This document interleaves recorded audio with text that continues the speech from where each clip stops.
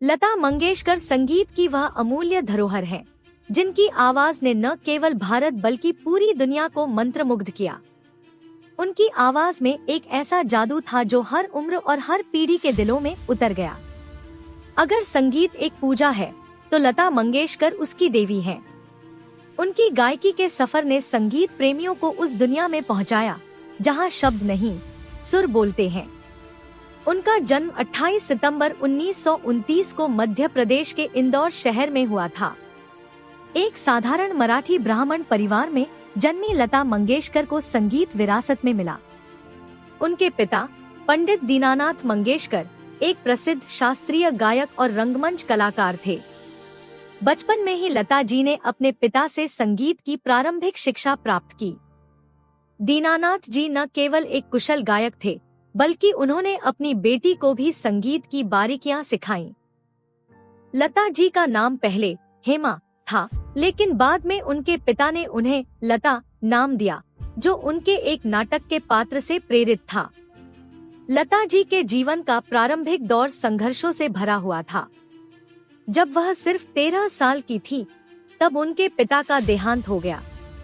यह उनके परिवार के लिए एक बड़ा झटका था। एक छोटी सी उम्र में ही लता जी पर परिवार की जिम्मेदारी आ गई थी। उस समय उनके पास कोई स्थिर आय का स्रोत नहीं था और उन्हें अपने परिवार का पालन पोषण करने के लिए काम करना पड़ा। लता जी ने अपने करियर की शुरुआत एक अभिनेत्री के रूप में की, लेकिन उन्हें यह एहसास हो गया कि उनका असली जुनून गायकी में है। संगीत उनकी आत्मा में बसा हुआ था और उन्होंने अपनी पहचान एक गायक के रूप में बनाने का निश्चय किया। 1942 में उन्होंने अपने पहले मराठी फिल्म के लिए गाना गाया। हालांकि यह गीत ज्यादा लोकप्रिय नहीं हुआ, लेकिन यह लता जी के करियर का पहला कदम था। 1940 के दशक के अंत तक लता मंगेशकर ने हिंदी फिल्मों में गाना शुरू कर दिया। उस समय नूरजहां और शमशाद बेगम जैसी गायिकाएं फिल्म इंडस्ट्री में प्रमुख थी।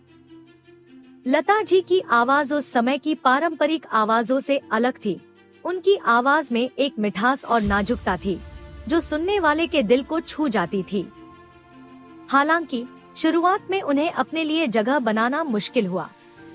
उस समय की प्रमुख गायिकाओं के सामने उनकी आवाज को मान्यता मिलने में समय लगा।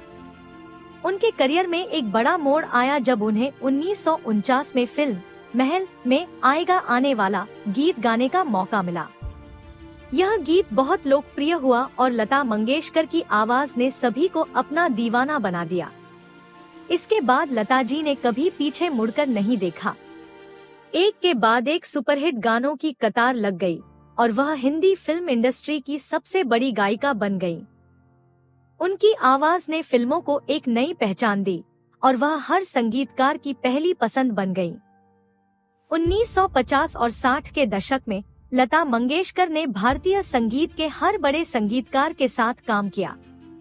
उन्होंने एस.डी. बर्मन, मदन मोहन, नौशाद, शंकर जयकिशन जैसे महान संगीतकारों के साथ काम किया और उनके गाने हर किसी के दिलों पर राज करने लगे।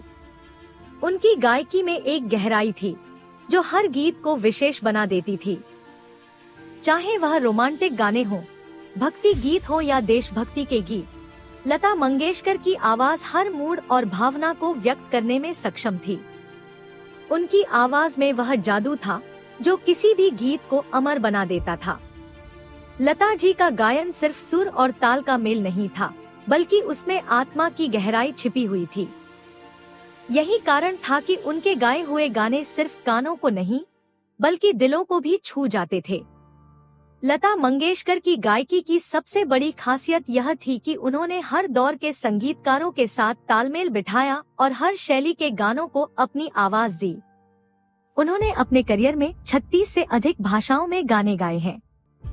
हिंदी के अलावा मराठी, बंगाली, गुजराती, तमिल, तेलुगु, कन्नड़, मलयालम और पंजाबी भाषाओं में भी उनके गाए गाने बेहद लोकप्रिय हुए।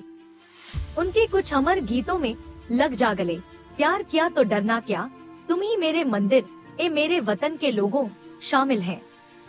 ए मेरे वतन के लोगों गीत तो आज भी सुनकर लोगों की आंखें नम हो जाती हैं। यह गीत उन्होंने 1963 में भारत चीन युद्ध के बाद भारतीय सैनिकों को श्रद्धांजलि स्वरूप गाया था। इस गीत को सुनकर तत्कालीन प्रधानमंत्री जवाहरलाल नेहरू की भी आंखें भर आई थी। लता मंगेशकर को उनके योगदान के लिए कई सम्मान और पुरस्कार मिले हैं। उन्हें 2001 में भारत का सर्वोच्च नागरिक सम्मान भारत रत्न से नवाजा गया। इसके अलावा उन्हें पद्म भूषण, पद्म विभूषण और दादा साहेब फाल्के पुरस्कार जैसे प्रतिष्ठित पुरस्कार भी मिले हैं। वह दुनिया की सबसे सम्मानित गायिकाओं में से एक हैं और उनका नाम Guinness book of world records में भी दर्ज है। लता मंगेशकर की सफलता की यात्रा सिर्फ उनके गायन तक सीमित नहीं थी। उन्होंने अपने जीवन में कई चुनौतियों का सामना किया, लेकिन उन्होंने कभी हार नहीं मानी। उनके जीवन की यह कहानी हमें यह सिखाती है कि अगर इंसान में दृढ़ निश्चय हो तो वह किसी भी परिस्थिति में अपनी मंजिल तक पहुंच सकता है। उनका संघर्ष, उनका समर्पण और उनकी मेहनत हर किसी के लिए प्रेरणा है। आज लता मंगेशकर हमारे बीच नहीं है, लेकिन उनकी आवाज हमेशा अमर रहेगी। उनका योगदान भारतीय संगीत को एक नई दिशा देने में महत्वपूर्ण रहा है। उनके गाए हुए गीत आज भी उतने ही ताजगी से सुने जाते हैं जितने कि उस समय सुने जाते थे।